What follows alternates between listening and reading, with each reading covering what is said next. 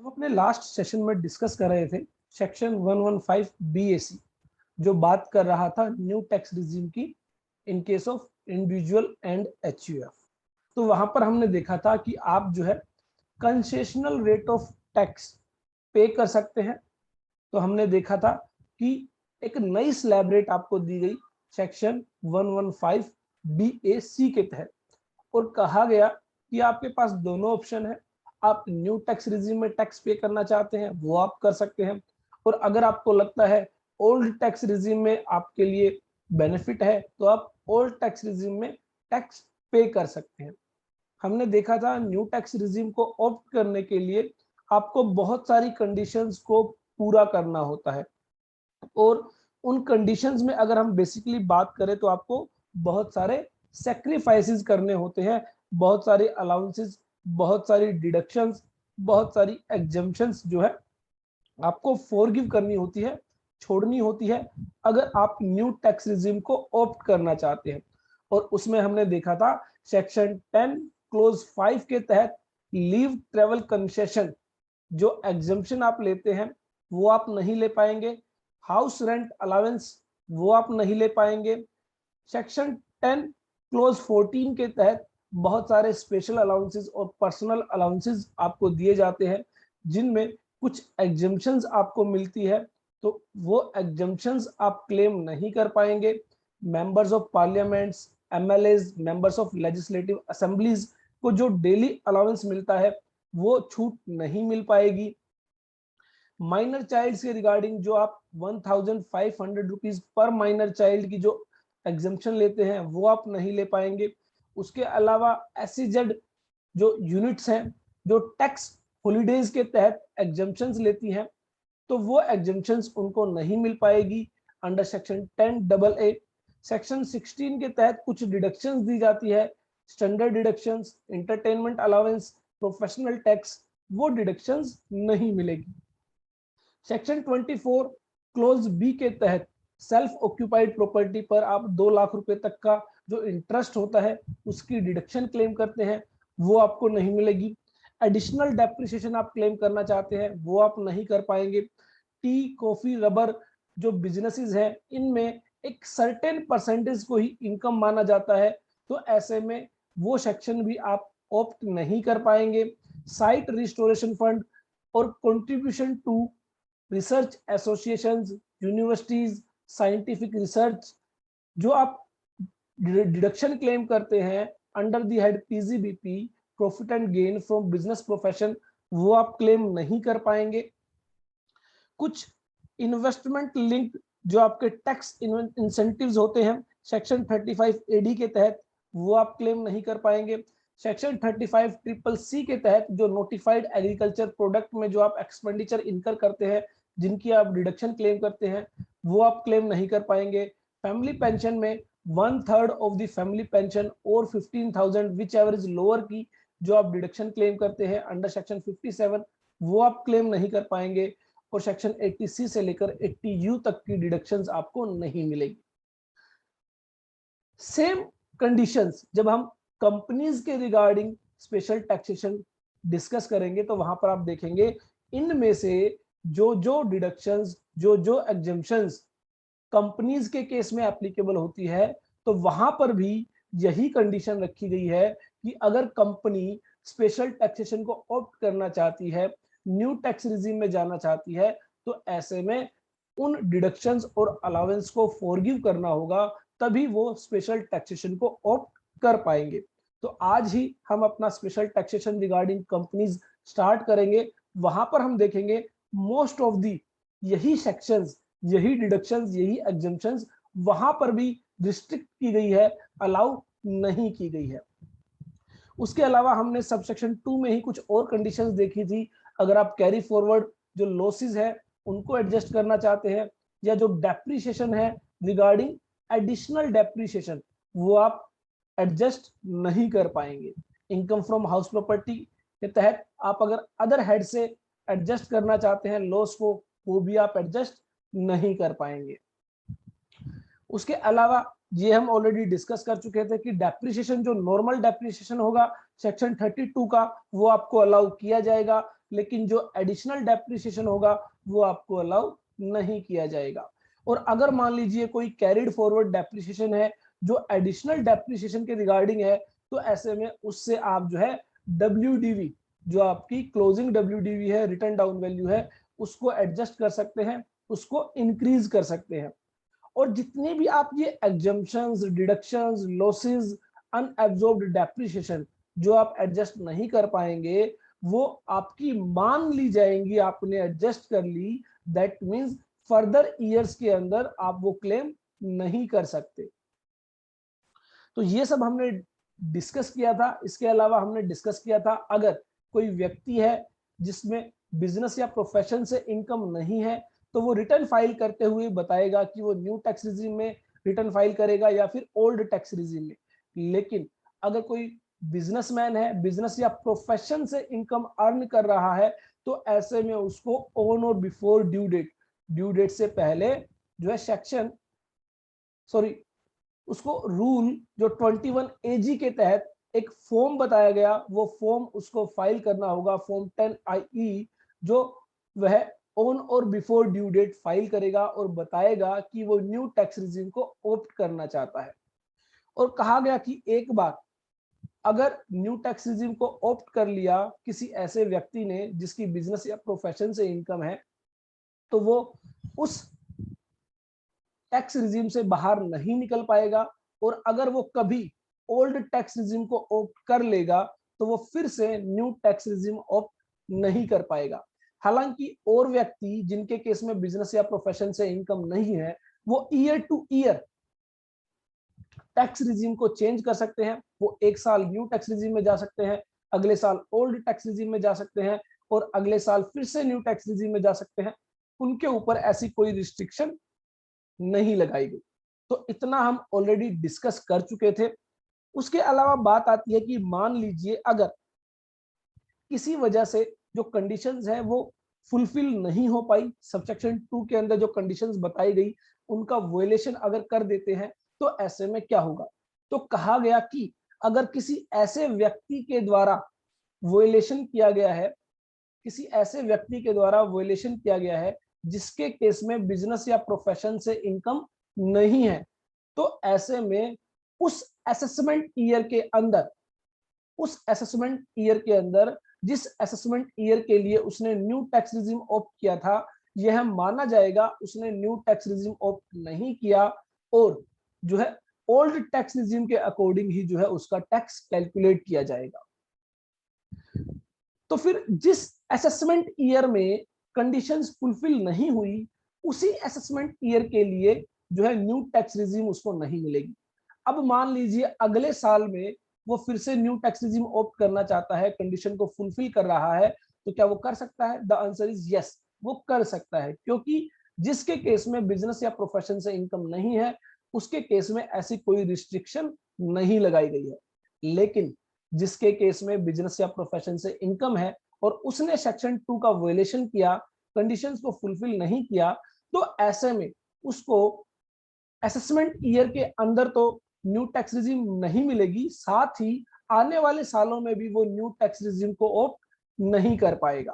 तो यहां पर कहा गया the following are the consequences for failure to satisfy the conditions mentioned above. तो जो ऊपर दी गई कंडीशन थी, बेसिकली जो सब सेक्शन 2 के अंदर बताई गई थी, वो अगर आप पूरा नहीं करेंगे तो ऐसे में क्या होगा, ऐसे में जो आपने ऑप्शन एक्सरसाइज किया था उसको इनवैलिड माना जाएगा, और जो है ओल्ड प्रोविजंस के अकॉर्डिंग ही टैक्स कैलकुलेट किया जाएगा। तो in case of an individual or Hindu undivided family having no income from business or profession, तो जिसकी इनकम बिजनेस या प्रोफेशन से नहीं है, तो हो सकता है हाउस प्रॉपर्टी हेड से इनकम हो सकता है इनकम फ्रॉम अदर सोर्सेज हो। तो ऐसे में उस केस में on failure to satisfy the condition mentioned in point 1 to 3 above in any previous year, the option exercised would be invalid in respect of the assessment year relevant to that previous year. तो ऐसे में अगर आपने कोई भी condition fulfil नहीं की है, तो जिस असेसमेंट ईयर में आप न्यू टैक्स रिजीम ऑप्ट कर रहे थे, आप न्यू टैक्स रिजीम ऑप्ट नहीं कर पाएंगे। Consequently, the other provision of the Income Tax Act would apply as if the option had not been exercised for the assessment year relevant to that previous year. तो उस previous year के लिए जो assessment year होगा जिसमें आप return file करेंगे, उसमें यह माना जाएगा आपने न्यू टैक्स रिजीम को ऑप्ट नहीं किया और ओल्ड टैक्स रिजीम के अकॉर्डिंग ही जो है कैलकुलेशंस की जाएंगी। उसके अलावा in case of a person, individual or HUF having income from business or profession, तो हमने देखा कि जिस केस में बिजनेस या प्रोफेशन से इनकम नहीं है, वहां पर सिर्फ उसी असेसमेंट ईयर के लिए न्यू टैक्स रिजीम ऑप्ट नहीं कर पाएगा। लेकिन यहां पर जिस केस में बिजनेस या प्रोफेशन से इनकम है, वहां पर बताया गया on failure to satisfy the condition mentioned in point number 1 to 3 above in any previous year, the option exercised would invalid in respect of the assessment year relevant to that previous year and subsequent assessment years। तो आप देखेंगे जिनके case में business या profession से income नहीं है, उनके केस में ये वर्ड्स यूज नहीं किए गए हैं सब्सीक्वेंट असेसमेंट ईयर, जबकि जिनके केस में बिजनेस या प्रोफेशन से इनकम है, उनके केस में वर्ड यूज किए गए सब्सीक्वेंट असेसमेंट ईयर। तो इसका मतलब करंट असेसमेंट ईयर में तो न्यू टैक्स रिजीम नहीं मिलेगा, साथ ही आने वाले असेसमेंट ईयर्स में भी वो न्यू टैक्स रिजीम में नहीं जा पाएगा। तो consequently the other provision of this income tax act would apply to the person as if the option had not been exercised for the assessment year relevant to that previous year and subsequent assessment year। तो इसका मतलब यह माना जाएगा कि उस व्यक्ति ने कभी न्यू टैक्स रिजीम को ऑप्ट किया ही नहीं है करंट असेसमेंट ईयर के लिए और आने वाले असेसमेंट ईयर्स के लिए। तो यहाँ पर एक बात क्लियर हो जाती है कि अगर कोई व्यक्ति किसी वजह से न्यू टैक्स रिजीम से बाहर आ जाता है, तो अगर उसकी इनकम बिजनेस या प्रोफेशन से है, तो ऐसे में वो आने वाले सालों में भी न्यू टैक्स रिजीम को ऑप्ट नहीं कर पाएगा। लेकिन अगर उसकी इनकम बिजनेस या प्रोफेशन से नहीं है, तो सिर्फ करंट ईयर के अंदर ही उसको न्यू टैक्स रिजीम नहीं मिलेगी, आने वाले सालों में वो न्यू टैक्स रिजीम ऑप्ट कर सकता है। तो यहाँ पर अगर हम एक एग्जाम्पल के जरिए समझने की बात करें, तो ये एक मिस्टर एक्स है और ये मिस्टर वाई है, और मिस्टर एक्स की जो इनकम है वो इनकम फ्रॉम सैलरी है, और मिस्टर वाई की जो इनकम है वो बिजनेस या प्रोफेशन से है। तो ऐसे में कहा गया कि मिस्टर एक्स अगर न्यू टैक्स रिजीम में जाना चाहते हैं, तो वो न्यू टैक्स रिजीम को ऑप्ट कर सकते हैं, और न्यू टैक्स रिजीम को वो ऑप्ट करेंगे तो जब आईटीआर फाइल करेंगे उसी समय बताएंगे कि वो न्यू टैक्स रिजीम ऑप्ट करेंगे या फिर ओल्ड टैक्स रिजीम के अकॉर्डिंग टैक्स पे करेंगे। जबकि बिजनेस या प्रोफेशन के केस में अगर न्यू टैक्स रिजीम में जाना चाहते हैं, तो बिफोर ड्यू डेट, ऑन और बिफोर ड्यू डेट कौन सा फॉर्म फाइल करना पड़ेगा, फॉर्म 10I फॉर्म फाइल करना पड़ेगा, और उसके जरिए यह बताना पड़ेगा कि जो है आप न्यू टैक्स रिजीम को ऑप्ट करना चाहते हैं। साथ ही अब मान लीजिए मिस्टर एक्स किसी वजह से कंडीशंस को कंप्लाई नहीं कर पाए, प्रीवियस ईयर के अंदर वो जो है कंडीशंस को वोलेशन कर देते हैं। तो ऐसे में कहा गया कि इस प्रीवियस ईयर के लिए जो असेसमेंट ईयर है, उस असेसमेंट ईयर के लिए वो न्यू टैक्स रिजीम ऑप्ट नहीं कर पाएंगे, लेकिन जो आने वाले असेसमेंट ईयर होंगे उनके अंदर वो न्यू टैक्स रिजीम ऑप्ट कर सकते हैं। जबकि मिस्टर वाई अगर वोलेशन करते हैं, तो ऐसे में कहा गया कि जिस प्रीवियस ईयर में वोलेशन किया है उससे रिलेटेड जो असेसमेंट ईयर है उसमें तो न्यू टैक्स रिजीम मिलेगा ही नहीं, साथ ही आने वाले नेक्स्ट जो फ्यूचर में जो असेसमेंट ईयर होंगे, अगर उनमें भी वो न्यू टैक्स रिजीम ऑप्ट करना चाहते हैं तो वो नहीं कर पाएंगे। तो यहाँ पर जो भी व्यक्ति न्यू टैक्स रिजीम को ऑप्ट करना चाहता है, तो ध्यान रखें कंडीशंस का वोलेशन ना करें। कंडीशंस का वोलेशन बेसिकली आपको ध्यान रखना होगा कि जो है सेक्शन 2 में जो जो डिडक्शन, जो जो अलाउंस, जो जो एग्जेम्पशंस आपको दी गई है वो आपको सरेंडर करनी होगी, उनको आप क्लेम नहीं कर पाएंगे।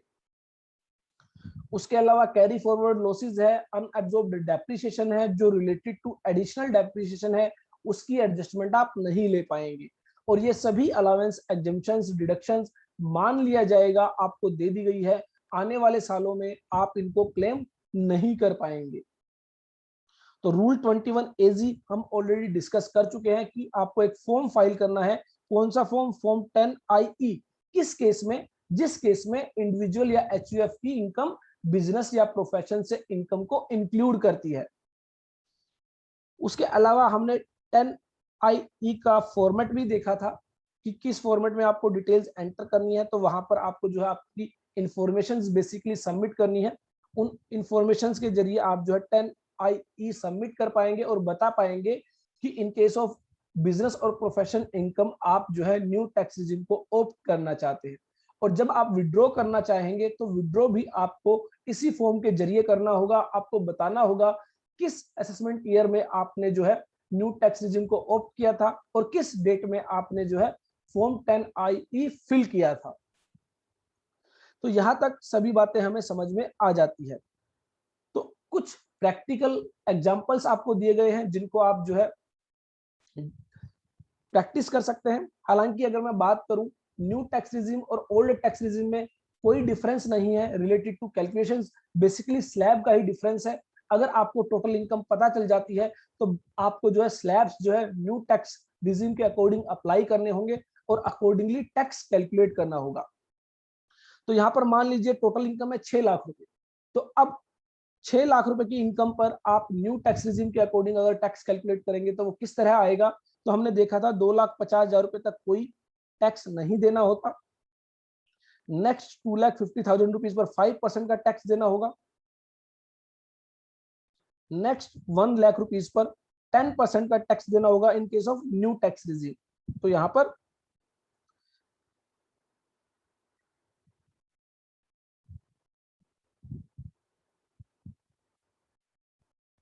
22,500 रुपए आपका टैक्स हो जाता है, जिस पर आपको क्या करना है? 4% के अकॉर्डिंग जो है हेल्थ एंड एजुकेशन सेस पे करना है। तो यहाँ पर 900 रुपीज का आपका हेल्थ एंड एजुकेशन सेस आ जाता है। 23,400 रुपए आपकी जो है न्यू टैक्स रिजिम के अकॉर्डिंग जो है टैक्स लायबिलिटी आ जाती है। और अगर मान लीजिए हम 6 lakh rupees per old tax regime में टैक्स पे करते तो कितना करना पड़ता?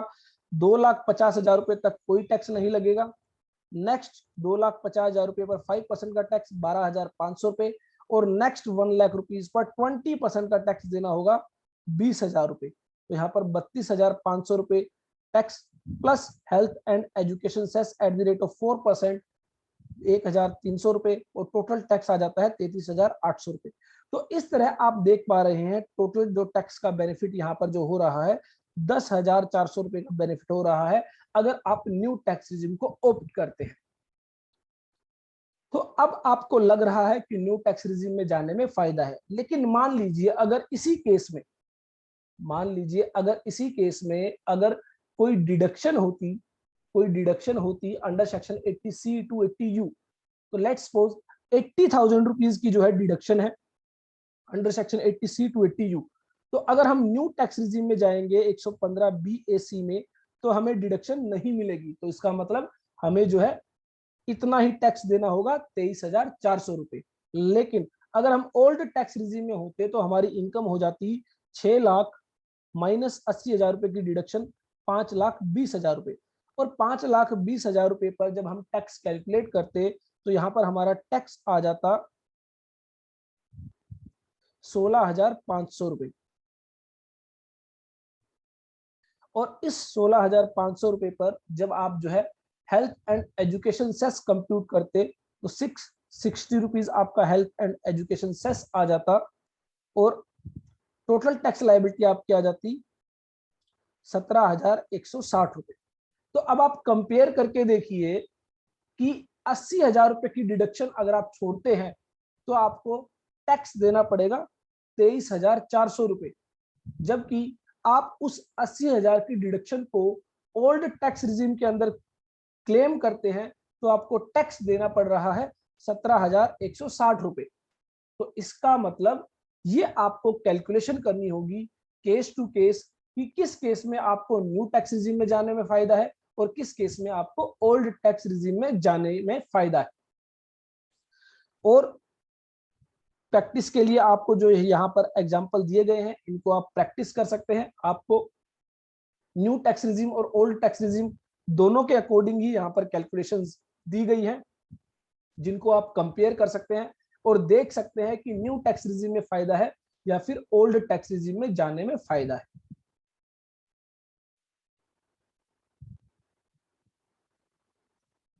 इसके बाद एक छोटा सा सवाल यहां पर हमारा रह जाता है कि जो न्यू टैक्स रिजीम है,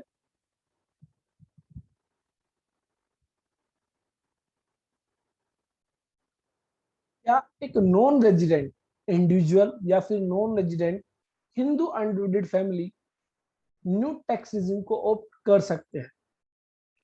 तो इसका आंसर है यस, क्योंकि यहां पर लिखा गया है कि the total income of a person being an individual और ए हिंदू अनडिवाइडेड फैमिली।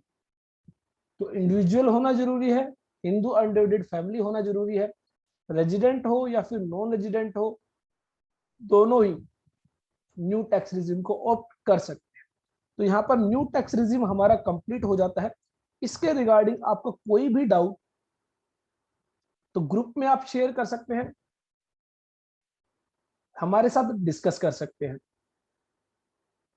कुछ एग्जांपल्स आपको दिए गए हैं प्रैक्टिस के लिए, आप जो है न्यू टैक्स रिजीम के अकॉर्डिंग टैक्स कैलकुलेट कर सकते हैं।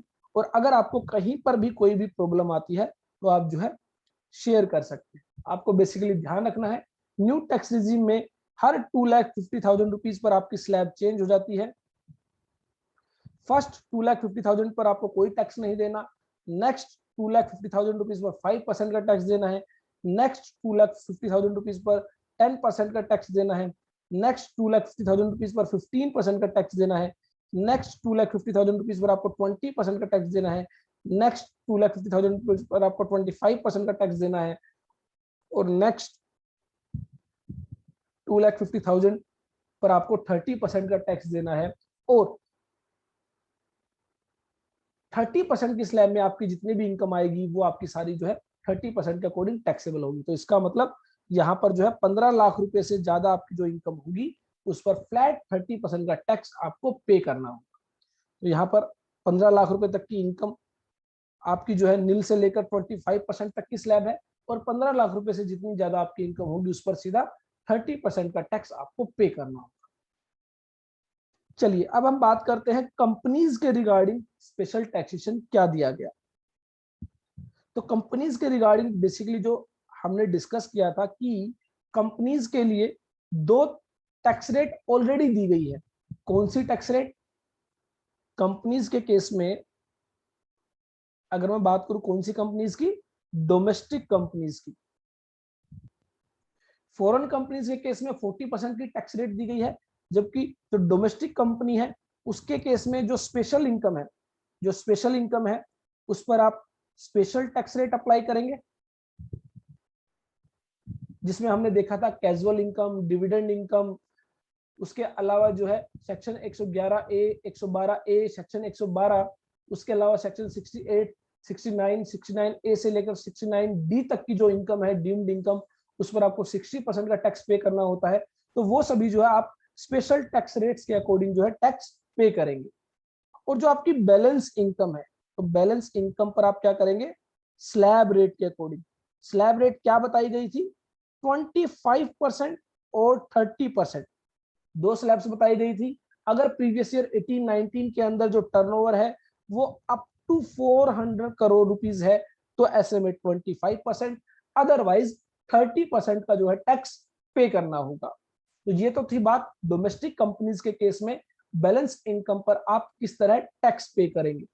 लेकिन अगर आप चाहें तो न्यू टैक्स रिजीम ऑप्ट कर सकते हैं, न्यू टैक्स रिजीम ऑप्ट कर सकते हैं। जैसे एक इंडिविजुअल और एचयूएफ को न्यू टैक्स रिजीम दी गई थी या फिर अल्टरनेटिव टैक्स रिजीम दी गई थी, तो आप भी चाहे तो न्यू टैक्स रिजीम ऑप्ट कर सकते हैं इन केस ऑफ कंपनीज। कौन सी कंपनीज? Domestic companies. और यहां पर तो आपको दो ऑप्शन दिए गए हैं। इंडिविजुअल एचयूएफ के केस में तो सिर्फ एक ही ऑप्शन था यहाँ पर आपको दो ऑप्शन दिए गए हैं, सेक्शन 115 बी डबल ए और सेक्शन 115 बी ए बी। जो भी टैक्स रिजीम आपके केस में एप्लीकेबल हो सकती है, उस टैक्स रिजीम का आप बेनिफिट ले सकते हैं। तो हम देखेंगे सेक्शन 115 बी डबल ए की अपनी कुछ कंडीशंस हैं, सेक्शन 115 बी ए बी की अपनी कुछ कंडीशंस हैं। अगर उन कंडीशंस को फुलफिल करते हैं तो ही जो है आप न्यू टैक्स रिजीम में जा पाएंगे इन केस ऑफ डोमेस्टिक कंपनी। तो अब न्यू टैक्स रिजीम में जाने से फायदा क्या होगा? फायदा ये होगा, यहां पर आपको 25% का टैक्स देना पड़ रहा है इन केस ऑफ बैलेंस इनकम। तो ऐसे में अगर आप 115 बी डबल ए में जाते हैं तो आपको टैक्स पे करना पड़ेगा 22%, और अगर आप सेक्शन 115 बी ए बी में जाते हैं तो आपको टैक्स पे करना पड़ेगा 15%। तो ऐसे में यहां पर जो कंसेशनल टैक्स रेट्स आपको मिलेंगी सेक्शन 115 बी डबल ए और 115 बी ए बी में, उसके लिए अगेन आपको क्या करना होगा, कुछ कंडीशंस पूरी करनी होंगी, कुछ सेक्रीफाइसेस करने होंगे। अभी अभी हमने सेक्शन 115 बी ए सी जो इंडिविजुअल और एचयूएफ के केस में अप्लाई होता है, वहां पर हमने देखा था बहुत सारी डिडक्शंस, बहुत सारी एग्जम्पशंस, लॉसेस, डेप्रिसिएशन, बहुत कुछ फॉरगिव करना पड़ रहा है, सेक्रीफाइस करना पड़ रहा है, तो हमें न्यू टैक्स रिजीम में जाने को मिलेगा। इसी तरह कंपनीज के केस में भी हम देखेंगे बहुत सारी एग्जम्पशंस, बहुत सारी डिडक्शंस आपको छोड़नी होंगी, तभी आप जो है न्यू टैक्स रिजीम को ऑप्ट कर पाएंगे। और यहाँ पर तो न्यू टैक्स रिजीम में आपके पास दो दो ऑप्शन है, हालांकि हम देखेंगे कि दोनों ऑप्शंस की अपनी अलग अलग कंडीशंस हैं। वो कंडीशंस क्या है, अगर आप उनको कंप्लाई करेंगे, फुलफिल करेंगे, तो ही आप जो है कंपनीज के केस में न्यू टैक्स रिजीम को ऑप्ट कर पाए। अगर मैं बात करूं सेक्शन 115 बी डबल ए की, तो ये ऑलमोस्ट सेक्शन 115 बी ए सी की तरह जो है कंडीशंस बताता है। वही कंडीशंस ऑलमोस्ट 80 टू 90% कंडीशन जो है आपकी वही कंडीशंस है जो आपने इंडिविजुअल और एचयूएफ के केस में अभी डिस्कस की है। वही कंडीशंस आपको 115 बी डबल ए में कंप्लाई करनी है इन रिलेशन टू कंपनीज। तो सबसे पहले हम डिस्कस करेंगे सेक्शन 115 बी डबल ए। तो आज की डेट में अगर आपसे कोई पूछे कि सर कंपनीज के केस में टैक्स रेट्स क्या है, तो जनरल टैक्स रेट है 25%, और अगर टर्नओवर 400 करोड़ रुपए से ज्यादा है तो 30%। ये तो है जनरल टैक्स रेट। और जो स्पेशल टैक्स रेट है वो 15% है और 22% है। लेकिन ये जो 15% है और 22% है, इसके लिए आपको क्या करना होगा, कंडीशंस फुलफिल करनी होंगी। और आप देखेंगे बहुत सारी कंडीशंस तो ऐसी होगी शायद आप फुलफिल ही ना कर पाए, और जिसकी वजह से आप न्यू टैक्स रिजीम में ना जा पाए। तो चलिए स्टार्ट करते हैं 115 B double A, tax on income of certain domestic companies. तो यहां पर कहा गया, notwithstanding anything contained in this act, इस एक्ट में जो लिखा गया है उसको ओवर रूल करते हुए, दैट मीन्स उसको इग्नोर करते हुए। तो इसका मतलब क्या हुआ, जो जनरल टैक्स रेट है 25% की और 30% की, वो यहां पर अप्लाई नहीं होंगी। But subject to the provisions of this chapter, कौन सा चैप्टर, जिस चैप्टर में आपके ये स्पेशल टैक्सेशन दिए गए हैं और जो आपकी स्पेशल इनकम है वो बताई गई है। तो चैप्टर 12 के अंदर आपकी जो स्पेशल इनकम्स बताई गई है, उन पर तो आपको स्पेशल टैक्स रेट्स के अकॉर्डिंग ही टैक्स पे करना होगा।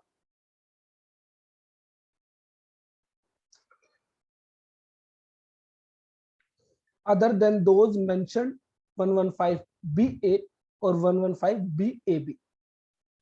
और जो सेक्शन जो 115 बी ए है और 115 बी ए बी है, उनको भी इग्नोर करते हुए, क्योंकि अगर आप सेक्शन 115 बी ए में जाते हैं तो आपको उसकी कंडीशंस पूरी करनी होगी और उसमें जो टैक्स रेट दी गई है वो अप्लाई करनी होगी।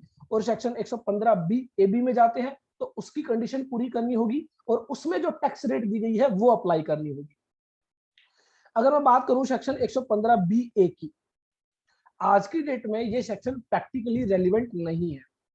जब कंपनीज के लिए टैक्स रेट 30% होती थी, 30% होती थी, तब ये सेक्शन रेलिवेंट था, क्योंकि ये सेक्शन कहता है कि आप जो है 25% का टैक्स पे कर सकते हैं इन केस ऑफ कंपनीज। लेकिन आज की डेट में ऑलरेडी कंपनीज के लिए जो जनरल रेट है, जिनकी टर्नओवर 400 करोड़ रुपए तक है, उनके लिए 25% की टैक्स रेट ऑलरेडी दी गई है। तो ऐसे में कोई भी इस सेक्शन को ऑप्ट नहीं करना चाहेगा इन केस ऑफ कंपनीज। क्यों?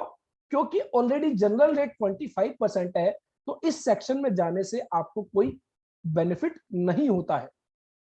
हालांकि जब जनरल रेट 30% था सभी कंपनीज के लिए, उस समय ये जो सेक्शन है ये रेलिवेंट था, लेकिन आज की डेट में इसकी जो रेलिवेंसी है ऑलमोस्ट खत्म हो चुकी है।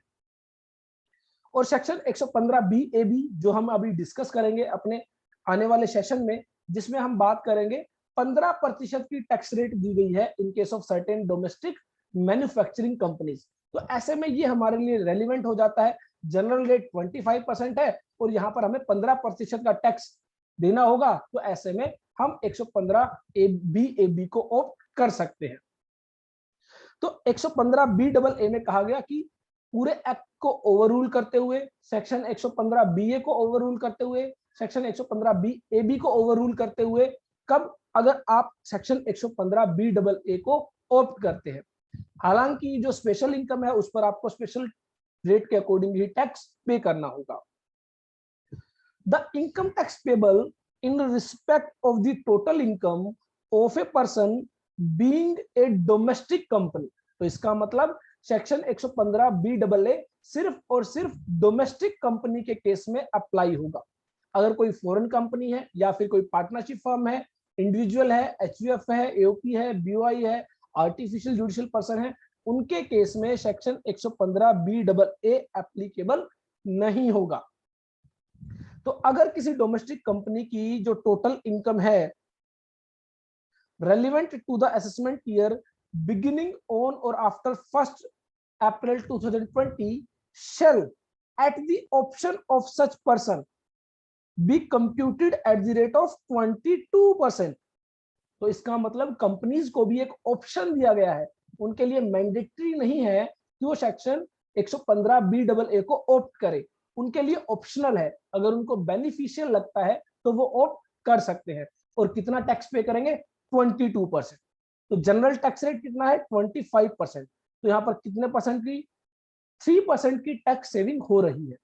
और अगर मान लीजिए आपकी टर्नओवर 400 करोड़ से ज्यादा है तो 30% का टैक्स रेट है, उस केस में 8% की यहाँ पर टैक्स सेविंग हो रही है। तो अब इस 3% या फिर 8% की जो टैक्स सेविंग है उसके लिए हमें क्या करना होगा? उसके लिए हमें सैक्रिफाइसेस करने होंगे। कौन से सैक्रिफाइसेस? जो सब सेक्शन 2 में बताए गए। तो provided that where the person fails to satisfy the condition contained in subsection 2।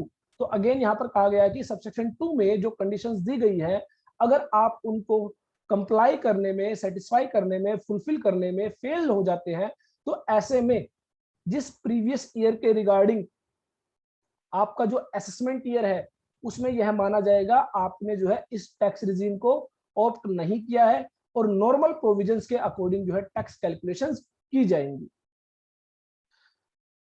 The option shall become invalid in respect of assessment year relevant to that previous year and subsequent assessments year।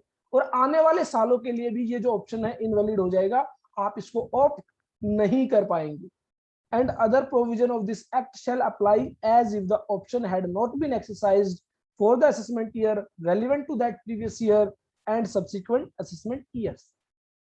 तो इसका मतलब जिस previous year में आप जो है section 115 B double ए की conditions को पूरा नहीं करेंगे, उस प्रीवियस ईयर से रिलेटेड जो असेसमेंट ईयर होगा उसमें आपको जो है न्यू टैक्स रिजीम नहीं मिलेगी, सेक्शन 115 बी डबल ए आप ऑप्ट नहीं कर पाएंगे, और उसके बाद आने वाले जो असेसमेंट ईयर्स होंगे, सब्सिक्वेंट असेसमेंट ईयर्स होंगे, उनमें भी आप सेक्शन 115 बी डबल ए का बेनिफिट नहीं ले पाएंगे।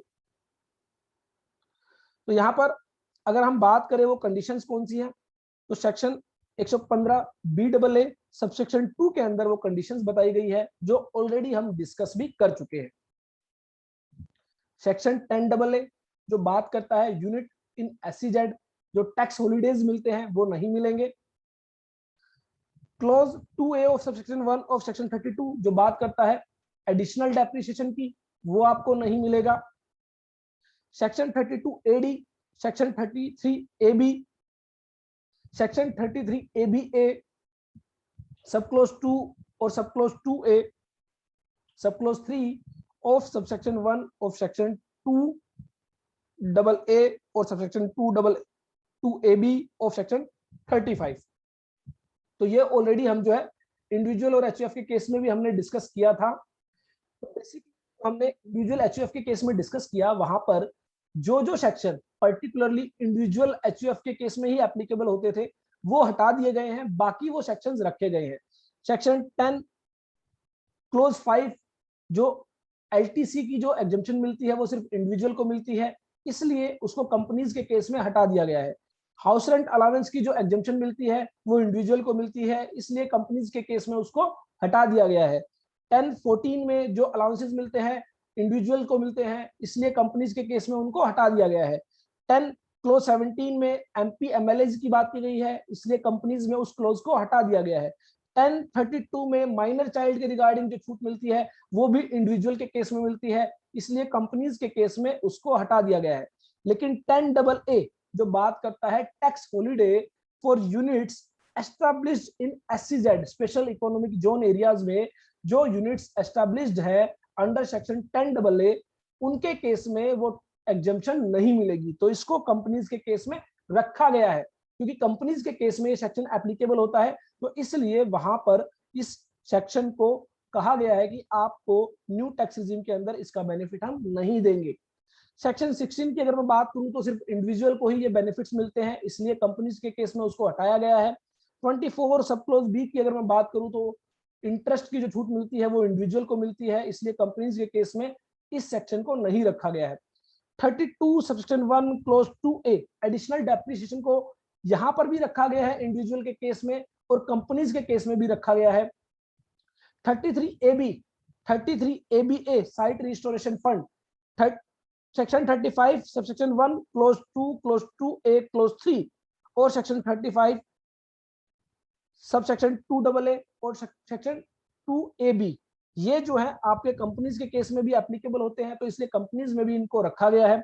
सेक्शन 35AD, सेक्शन 35CCC ये भी कंपनीज के केस में एप्लीकेबल होते हैं, इसलिए इनको भी कंपनीज के केस में कवर किया गया है। और सेक्शन 80C से लेकर 80U तक के भी तहत कोई भी छूट है जो कंपनीज के केस में अलाउड होती है, वो छूट भी जो है सेक्शन 115BAA के तहत नहीं दी जाएगी। तो आप देखेंगे कि जो सेक्शंस 115BAA में दिए गए हैं वही सेक्शंस आपके जो है 115BAC में भी दिए गए हैं। तो यहाँ पर भी उन्हीं सेक्शंस की बात की गई है। 10AA, section 32 subsection 1 close 2A जो एडिशनल डेप्रिसिएशन की बात करते हैं, 32AD 33AB रिस्टोरेशन फंड्स की बात करते हैं, 33ABA, उसके अलावा section 35 subsection 2AB subsection 2AA, section 35AD, section 35CCC, section 35CCD, और इसके अलावा चैप्टर 6A में भी अगर कोई डिडक्शन मिलती है तो वो भी नहीं मिलेगी।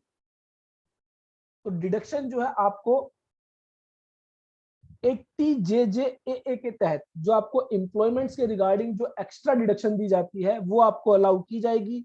उसके अलावा जितने भी डिडक्शंस है वो कंपनीज के केस में आपको नहीं मिलेगी। तो सिमिलर सिचुएशन आप देखेंगे सेक्शन 115BAC में रखी गई थी जब इंडिविजुअल या एचयूएफ के केस में न्यू टैक्स रिजीम की बात की गई। उसी तरह यहां पर भी कहा गया कि आपके जो लॉसेज है या डेप्रिसिएशन है जो एडिशनल डेप्रिसिएशन से रिलेटेड है वो आपको अगर कोई कैरी फॉरवर्ड कर रहे हैं तो आपको उसकी एडजस्टमेंट नहीं मिलेगी। तो यहां पर भी एडजस्टमेंट नहीं दी गई है regarding to carry forward of losses और depreciation related to additional depreciation. और सिमिलर वे में सेट ऑफ भी आपको अलाउड नहीं होगा। सेट ऑफ का मतलब होता है करंट ईयर के लॉसेज को एडजस्ट करना, और कैरी फॉरवर्ड का मतलब होता है कि जो पिछले साल के लॉसेज है उनको एडजस्ट करना। तो आपको दोनों ही अलाउ नहीं किए जाएंगे, ना तो आप करंट ईयर का कोई लॉस एडजस्ट करेंगे, ना ही ब्रॉट फॉरवर्ड कोई लॉस है जो पिछले सालों से चला आ रहा है उसको आप एडजस्ट करेंगे। उसके साथ ही by claiming the depreciation if any under section 32 except clause 2A of subsection 1 of the said section determined in such manner as may be prescribed। तो बेसिकली सेक्शन 32 के तहत जो आपका नॉर्मल डेप्रिसिएशन है वो आपको मिलेगा, लेकिन जो एडिशनल डेप्रिसिएशन है वो आपको अलाउ नहीं किया जाएगा। सिमिलर सिचुएशन 115 BAC में रखी गई थी और यहाँ पर वही बात की गई है, अगर कोई डिडक्शन, अगर कोई एग्जम्पशन, अगर कोई लॉस, अगर कोई डेप्रिसिएशन आपने क्लेम नहीं किया है क्योंकि सबसेक्शन 2 में मना किया गया है, तो ऐसे में यह मान लिया जाएगा वो आपने क्लेम कर लिया है और आने वाले सालों में आप उसको क्लेम नहीं कर पाएंगे। हो सकता है काफी सारे मेंबर्स के दिमाग में ये सवाल आ रहा हो कि सर हम एक काम करते हैं, इस साल न्यू टैक्स रिजीम में उसको क्लेम नहीं करते हैं, अगले साल ओल्ड टैक्स रिजीम को ऑप्ट कर लेंगे और वहां पर उसको क्लेम कर लेंगे। तो आंसर इज नो, आप ऐसा नहीं कर सकते, क्योंकि यहाँ पर कहा गया है कि वो जो डिडक्शंस है, वो जो एग्जम्पशंस है, वो जो डेप्रिसिएशन है, ये मान लिया जाएगा न्यू टैक्स रिजीम के अंदर, उसका क्लेम आपको दे दिया गया है। उसके अलावा subsection 3 the loss and depreciation shall be deemed to have given full effect and no further deduction for such loss or depreciation shall be allowed for any subsequent year। तो अगले सालों में इस लॉस की और इस डेप्रिसिएशन की कोई डिडक्शन आपको नहीं मिलेगी। कभी आप सोच रहे हो कि हम इसको कैरी फॉरवर्ड कर देंगे नेक्स्ट ईयर्स के लिए और अगले आने वाले सालों में इसको एडजस्ट कर लेंगे, द आंसर इज नो। और उसके अलावा हमने एक बात की थी अनएब्जॉर्ब डेप्रिसिएशन या डेप्रिसिएशन अलाउंस की, जो रिलेटेड टू एडिशनल डेप्रिसिएशन है जिसको आप एडजस्ट नहीं कर पाएंगे स्पेशल सेक्शन के अंदर, तो ऐसे में आप क्या करेंगे, क्लोजिंग WDV को इंक्रीज कर देंगे, जैसा हमने सेक्शन 115 BAC में डिस्कस किया था। तो provided that where there is a depreciation allowance in respect of a block of asset which has not been given fully effect to the prior to the assessment year beginning on 1st April 20, corresponding adjustment shall be made to the written down value of such block of asset as on 1st April 19 in the prescribed manner if the option under subsection 5 is exercised। तो basically कहा गया है कि अगर आप section 115 BAA के तहत जाते हैं तो ऐसे में जो आपका अनएब्जॉर्ब्ड डेप्रिसिएशन है रिलेटेड टू एडिशनल डेप्रिसिएशन वो आपको हम अलाउ नहीं करेंगे। तो आप क्या करेंगे, जो आपकी क्लोजिंग WDV है उसको आप इंक्रीज कर देंगे by that unabsorbed depreciation amount. तो इसको हमने एक एग्जांपल के साथ सेक्शन 115 BAC में डिस्कस किया था, तो वो एग्जांपल आप यहां पर भी रेफर कर सकते हैं और अकॉर्डिंगली आप क्या करेंगे, आप जो है WDV को इंक्रीज कर देंगे। उसके अलावा हमने देखा था कोई यूनिट है जो इंटरनेशनल फाइनेंशियल सर्विस सेंटर के तहत है और सेक्शन 80LA का वो बेनिफिट ले रही है, तो ऐसे में कहा गया कि हमने बात की थी 80C से लेकर 80U तक हम आपको अलाउ नहीं करेंगे, तो इसके बीच में ही एक सेक्शन आता है 80LA।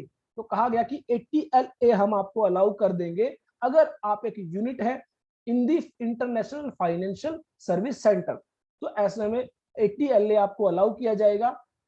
शर्त यह है कि 80LA की जो कंडीशंस है वो आप फुलफिल करें। So in case of a person having a unit in the International Financial Service Center as referred to in subsection 1 of section 80LA, which has exercised option under subsection 5, the conditions contained in subsection 2 shall be modified to that extent that the deduction under section 80LA shall be available to such unit subject to the fulfillment of the conditions contained in the said section। तो अगर कोई ऐसी unit जो international financial service centre के तहत आती है और सेक्शन 80LA की डिडक्शन वो क्लेम करती है, तो वो न्यू टैक्स रिजीम में जा सकती है, सेक्शन 115 BAA को ऑप्ट कर सकती है और डिडक्शन अंडर सेक्शन 80LA उसको मिल जाएगी अगर उसने 80LA की कंडीशंस को फुलफिल कर लिया। तो सेम जो क्लोज है आपका 115 BAC इंडिविजुअल और HUF के तहत भी रखा गया था। उसके बाद सब सेक्शन 5 में वही बात की गई है जो सेक्शन 115 BAC के सब सेक्शन 5 में की गई थी। अगर कोई भी कंपनी सेक्शन 115 BAA को ऑप्ट करना चाहती है तो ऑन और बिफोर ड्यू डेट उसको क्या करना होगा, उसको एक फॉर्म फाइल करना होगा। कौन सा फॉर्म, यहाँ पर फॉर्म नंबर है फॉर्म 10IC, वहां पर कौन सा फॉर्म था 10IE, लेकिन यहाँ पर कौन सा है 10IC। ये क्या करना होगा, फिल करना होगा कब तक, ऑन और बिफोर ड्यू डेट। इसके रिगार्डिंग रूल 21AE में यह बात बताई गई है, आप रूल 21AE को रेफर कर सकते हैं।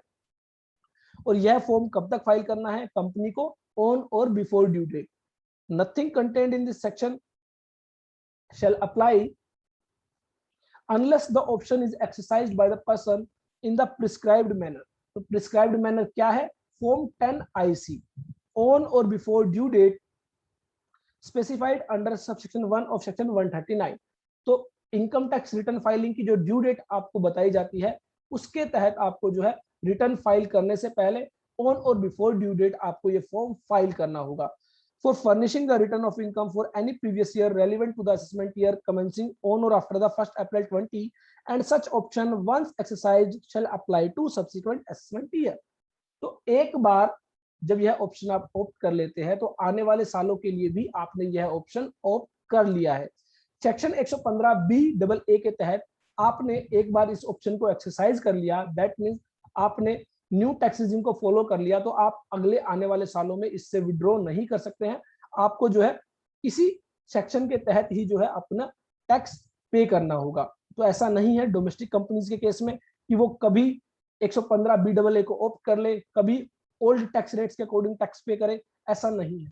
एक बार अगर सेक्शन 115BAA को ऑप्ट कर लिया तो आने वाले सालों में भी 115BAA के तहत ही टैक्स पे करना होगा। हाँ, वो बात अलग है कि अगर आप कंडीशंस को कंप्लाई नहीं कर पाते हैं तो ऐसे में क्या होगा, आप जो है 115BA के तहत टैक्स पे नहीं कर पाएंगे और उसके बाद फिर कभी 115BA को ऑप्ट भी नहीं कर पाएंगे। Provided that in case of person where the option exercised by it under section 115BAB have been rendered invalid due to violation of condition contained in subclause 2(3) of clause A, B of subsection 2 of said section, such person may exercise option under this section। तो basically यहाँ पर क्या बात की गई है कि हम एक और सेक्शन डिस्कस करेंगे 115BAB, जिसके अंदर 15% की टैक्स रेट दी गई है। तो वहां पर कहा गया है कि अगर किसी वजह से किसी व्यक्ति ने 115BAB ऑप्ट किया था लेकिन वो 115BAB से बाहर हो गया, किसी वजह से कंडीशन पूरी नहीं कर पाया, तो अगर कोई व्यक्ति 115BAB से बाहर हुआ है तो वो 115BAA को ऑप्ट कर सकता है। Provided further that once the option have exercised for any previous year, it cannot be subsequently withdrawn for the same or any other previous year।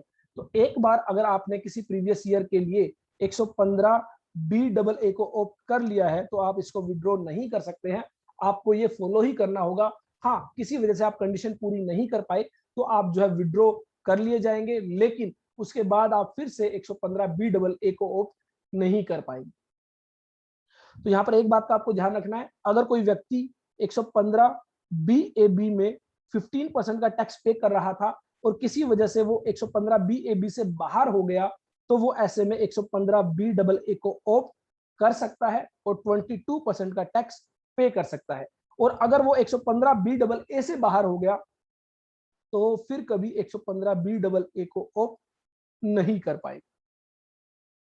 तो ये जो कंडीशंस दी गई है ऑलमोस्ट सिमिलर टू 115BAC है, जो इंडिविजुअल और एचयूएफ के case में थे, ऑलमोस्ट वही कंडीशंस यहां पर दी गई है। सिर्फ फर्क इतना है कि यहां पर कंपनीज के केस में यह सेक्शन एप्लीकेबल होता है और 22% की टैक्स रेट रखी गई है।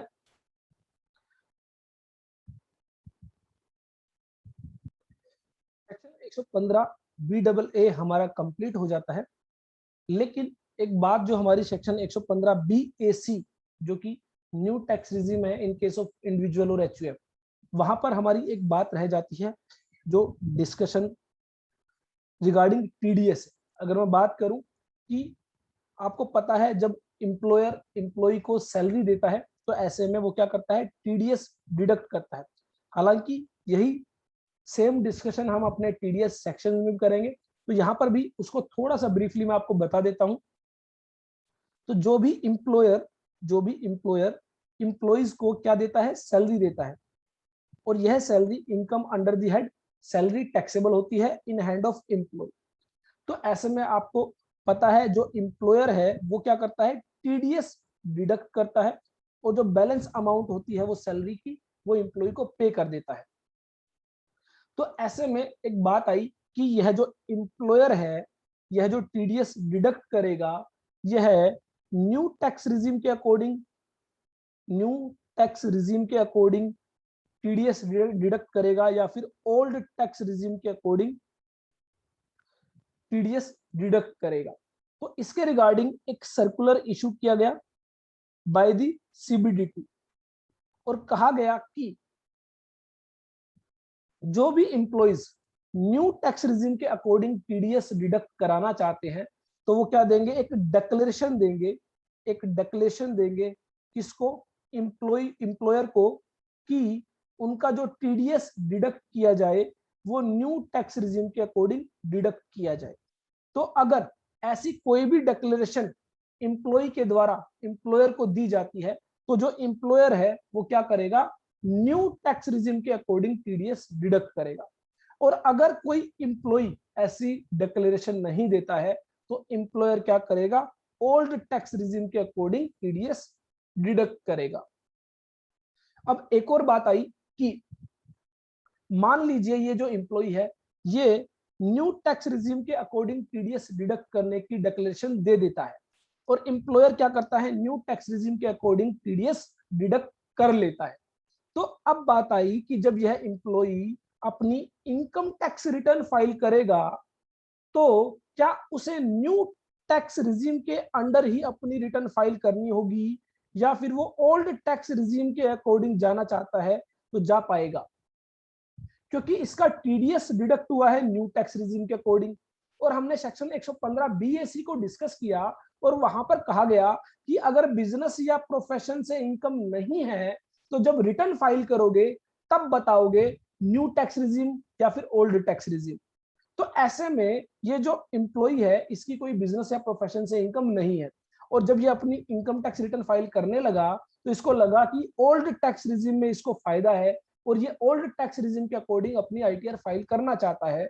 तो ऐसे में सर्कुलर में क्लियर किया गया कि एम्प्लॉयर ने भले ही टीडीएस जो है वो न्यू टैक्स रिजीम के अकॉर्डिंग डिडक्ट किया हो, एम्प्लॉय फिर भी ओल्ड टैक्स रिजीम के अकॉर्डिंग अपनी रिटर्न फाइल कर सकता है।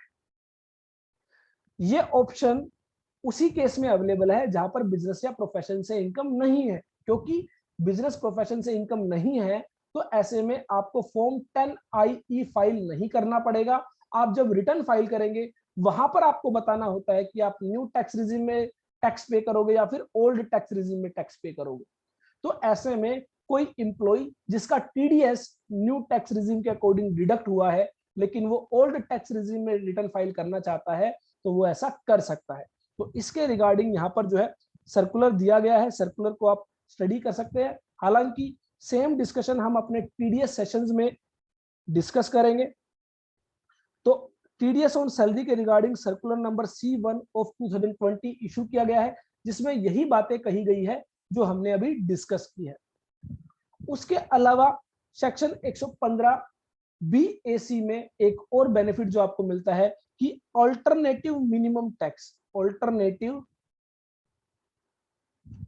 मिनिमम टैक्स एप्लीकेबल नहीं होगा। हालांकि ऑल्टरनेटिव मिनिमम टैक्स क्या होता है ये हम डिटेल में स्टडी करेंगे जब हम MAT provisions minimum alternative tax discuss करेंगे। ऑल्टरनेटिव मिनिमम टैक्स को हम डिटेल में डिस्कस करेंगे। फिलहाल के लिए आप इतना समझ लीजिए, किसी भी व्यक्ति की इनकम अगर 50 लाख रुपए से ज्यादा है तो ऐसे में हमें चेक करना होता है कि क्या उसके केस में अल्टरनेटिव मिनिमम टैक्स कुछ बनता है। अगर वो बनता है और नॉर्मल टैक्स से अल्टरनेटिव मिनिमम टैक्स ज्यादा आता है तो ऐसे में अल्टरनेटिव मिनिमम टैक्स पे करना होता है। लेकिन इंडिविजुअल और एचयूएफ के केस में अगर वो 115 BAC न्यू टैक्स रिजीम को फॉलो करता है तो ऐसे में हमें अल्टरनेटिव मिनिमम टैक्स को चेक नहीं करना पड़ेगा। जितना उसका टैक्स आएगा 115 BAC के तहत वो उसे पे करना होगा। तो individual HUF exercising option under section 115 BAC are not liable to alternative minimum tax under section 115 JC। बहुत डिटेल में डिस्कस करेंगे मिनिमम अल्टरनेटिव टैक्स और अल्टरनेटिव मिनिमम टैक्स क्या होता है, किसे पे करना होता है, कब पे करना होता है। फिलहाल के लिए आपको याद ये रखना है कि अगर कोई भी व्यक्ति इंडिविजुअल या एचयूएफ 115 बीएससी को ऑप्ट करता है तो उसके ऊपर अल्टरनेटिव मिनिमम टैक्स की लायबिलिटी नहीं आती है। टीडीएस के रिगार्डिंग जो सर्कुलर इशू किया गया था वो हम डिस्कस कर चुके हैं। यहाँ पर बेसिकली क्लैरिफाई किया गया है कि जो एम्प्लॉयर है वो न्यू टैक्स रिजीम के अकॉर्डिंग टीडीएस डिडक्ट करेगा अगर कोई डिक्लेरेशन फाइल की जाती है बाय द एम्प्लॉय, और अगर एम्प्लॉय के द्वारा कोई डिक्लेरेशन फाइल नहीं की जाती है तो ऐसे में वो ओल्ड टैक्स रिजीम के अकॉर्डिंग टीडीएस डिडक्ट करेगा। और किसी वजह से एम्प्लॉयर ने न्यू टैक्स रिजीम के तहत टीडीएस अगर डिडक्ट किया है तो भी एम्प्लॉय के पास ऑप्शन है वो आईटीआर फाइल करते हुए, इनकम टैक्स रिटर्न फाइल करते हुए, चाहे तो न्यू टैक्स रिजीम में फाइल करे या फिर ओल्ड टैक्स रिजीम में फाइल करना चाहता है तो ओल्ड टैक्स रिजीम में भी अपनी इनकम टैक्स रिटर्न फाइल कर सकता है।